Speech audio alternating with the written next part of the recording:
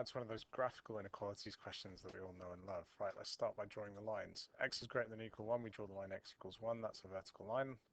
Looks like that. Can you see that? Maybe not. Maybe I can change the properties of the line. No, I can't figure it out unless I draw a different color line. Alright, let's just leave it at that. There's x equals 1 is the line going through here. Then y is greater than or equal to x. Well, let's draw the line y equals x. That's the line that has gradient 1 and goes through the origin. That's this line there. And again, you're probably going to struggle to see the line unless I draw some bits going off like that. And then x plus 2y is equal to 6. Okay, how do we draw the line x plus 2y equals 6? That's a good question. Here's one of the easiest ways, I think, to draw it. You can either rearrange to make y the subject and then plot it normally, or you can do this. If x plus 2y equals 6, where does it go through the x-axis? Well, the x-axis y equals 0. So if I make y 0, x plus what equals 6? Well, x plus 0 equals 6, therefore x equals 6. It goes through 6 on the x-axis. And then where it goes to the y-axis is where x equals 0. So if x is 0, we get 0 plus 2y equals 6, which means y is 3. So it goes to the y-axis here. So the line joins up these 2 points.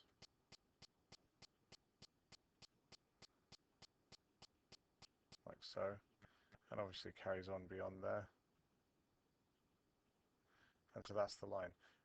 If you wanted to do it the normal way, you'd rearrange. So you'd say 2y equals 6 minus x, and then half it to get y equals 3 minus a half x. That'd be gradient minus a half going through 3 on the y-axis. So you'd start at 3. Every time you go across 1, you go down the half. We end up with the same thing. Then we need to look at whether we need the lines to be dotted or not. All of these are greater than or equal to, so none of the lines should be dotted.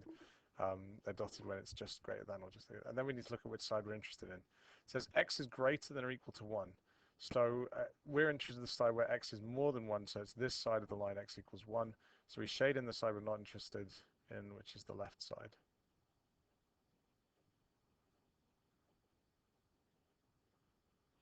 It says, well, y is greater than or equal to x. Well, here's y is equal to x. The greater than is obviously above it, so we're going to shade the line a bit underneath it because that's the bit we're not interested in.